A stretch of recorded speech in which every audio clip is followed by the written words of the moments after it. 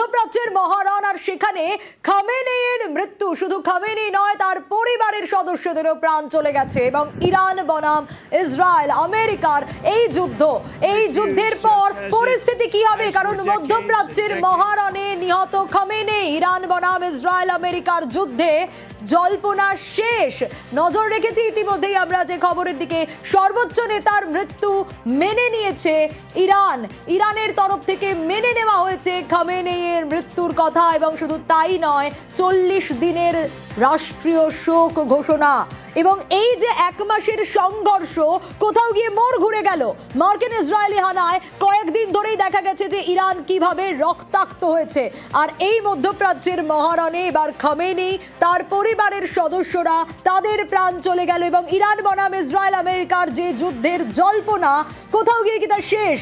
কারণ সর্বোচ্চ নেতার মৃত্যু ইতিমধ্যেই মেনে নেওয়া হয়েছে ইরানের তরফ থেকে।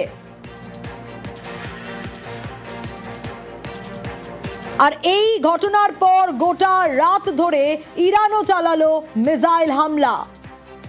আরো ডিটেলে বিষয় জানার চেষ্টা করি। মৈত্রেয়ী রয়েছে আমার সঙ্গে। মৈত্রেয়ী, দেখো সোনিয়া, ইরানের তরফ থেকে যদিও আলী খামেনেইর মৃত্যুর কথা স্বীকার করে নেওয়া হয়েছে, কিন্তু রেভলিউশনারি গার্ডের তরফ থেকে কিন্তু তারা এখনো অব্দি শোকের কথা করলেও এই মৃত্যুকে শহীদের মর্যাদা দেওয়ার সঙ্গে সঙ্গেই কিন্তু তারা যে একেবারে শান্ত হয়ে গিয়েছে তেমনটা কিন্তু নয়।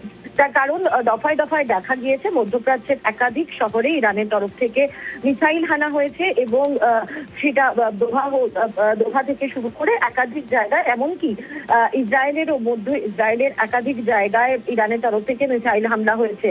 ফলে সেখানে দাঁড়িয়ে ইরানের বিরুদ্ধে যে যুদ্ধ ঘোষণা করেছিল কার্যত ইসরায়েল এবং মার্কিন বাহিনী, সেই আমেরিকা ইসরায়েলের কোনো পর্যন্ত তাদের পাল্টা হামলা ইরান চালিয়ে যাচ্ছে। তবে এটা মনে করছে বিশেষজ্ঞরা যে এই লড়াই খুব বেশিক্ষণ চালাতে পারবে না। তার কারণ সুপ্রিম লিডারের অনুপস্থিতিতে এবং যেখানে ইরান জুড়ে শোকের বাতাবরণ রয়েছে, শোকের কথা ঘোষণা করা হয়েছে, রাষ্ট্রীয় শোকের কথা। এবং সবথেকে বড় বিষয়টা হচ্ছে সেখানকার অধিকাংশ মানুষ যারা ইরানের এই যে শাসক ছিলেন, অর্থাৎ আলী খামেনেই, তার বিরুদ্ধে সরব হয়ে রাস্তায় নেমেছে, রক্তাক্ত হয়েছে। এবং সেই জায়গায় দাঁড়িয়ে সাধারণ মানুষের সমর্থন রয়েছে খামেনেইর মৃত্যুর পর, মৃত্যু হওয়ার বিষয়, অর্থাৎ তারা মুক্ত বোধ করছেন এখন। এবং সেই জায়গায় দাঁড়িয়ে পরবর্তী গতি প্রকৃতি কি হয়, মধ্যপ্রাচ্যে শান্তি কত তাড়াতাড়ি ফিরে আসে, সেটাই এখন দেখার। তার কারণ যত দিন গড়াবে তত কিন্তু যে আন্তর্জাতিক যে পরিস্থিতি রয়েছে, সেই পরিস্থিতি এবং বিশেষত বাজার দর এবং তেলের মূল্য, তার উপরে কিন্তু এর একটা বড়সড় প্রভাব পড়বে। ফলে মধ্যপ্রাচ্যের এই অশান্তির পরিস্থিতি ইতিমধ্যেই দেখা যাচ্ছে যে একাধিক বিমান তাদের বন্ধ হয়ে গিয়েছে। তার কারণ এয়ারস্পেস বন্ধ রয়েছে। তার পাশাপাশি তেলের দামও কিন্তু বাড়তে পারে এবং তার সঙ্গে সঙ্গে মুদ্রাস্ফীতির ওপরেও একটা প্রভাব পড়তে পারে। অর্থাৎ ফলে সেই জায়গায় দাঁড়িয়ে আন্তর্জাতিক মহলের ওপরেও কিন্তু এই যুদ্ধের একটা চাপ পড়বে। আজকে দেখা গিয়েছে যখন খামেনেইর মৃত্যুর কথা প্রকাশ্যে এসেছে, তখন একাধিক দেশের তরফ থেকে কিন্তু বলা হয়েছে তারা শান্তির বিষয়ে কথা বলেছে, যাতে এই যে অশান্ত পরিবেশ রয়েছে ইরানের, সেই জায়গায় যুদ্ধ বিরতি হোক এবং শান্তি ফিরে আসুক।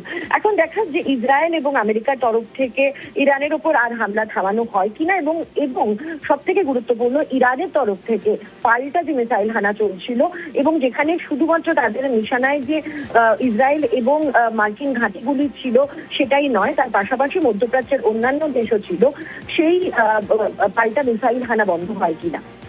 বেশ, অবশ্যই নজর থাকবে। এবং মধ্যপ্রাচ্যের এই মহারণে খামেনেইয়ের প্রাণ চলে গেছে।